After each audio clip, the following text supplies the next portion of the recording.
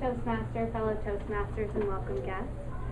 With this being the first time ever speaking in front of you, I want to start you off with the first time I ever spoke in front of a crowd. I decided to join drama thinking that I was going to be an actress when I was in high school, and I was a freshman, 15 years old, thinking I really had what it took to be out there on the stage. I got involved in a lot of one-acts and plays and lots of improv skits, and the final task of the semester, which would be our final grade, was to do a monologue. So I chose an excerpt from A Midsummer's Night Dream, and I thought, I got this. I go up there, I have to memorize this little blurb, add a little bit of energy, I've got the A in the bag, right?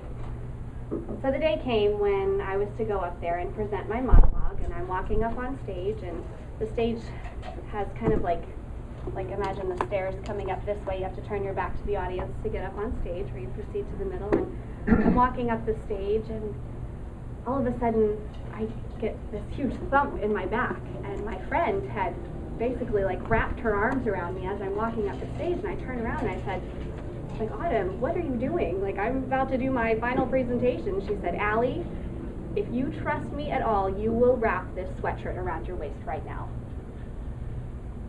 And the audience, of course, is hysterically laughing because this little girl just tried to tackle me. And I turn around to see why she wanted me to do this, and on the back of my pants was a hole about that big, exposing half of my rear end.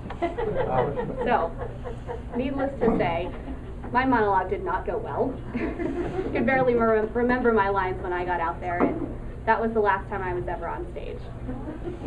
So tonight I'm back for redemption. And hopefully, so far I think I'm doing pretty good, but we'll see, we still have plenty of time. To tell you a little bit about myself, I work in insurance. I work for Travelers of Florida, which is about 2 minutes up the road.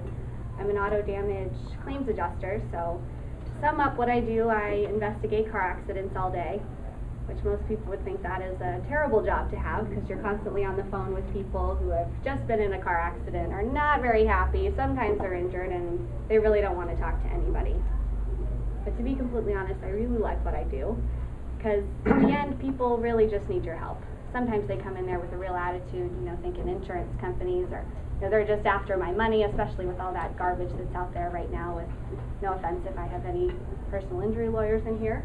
But all the garbage that they're putting out there, we really don't have a lot of trust in people. But in the end, you really are there to help them and guide them through the process and hopefully put them back in the same position that they were before the accident ever happened. I first became interested in insurance when I was in college. I took an internship with Tower Hill Insurance Group in the commercial underwriting department.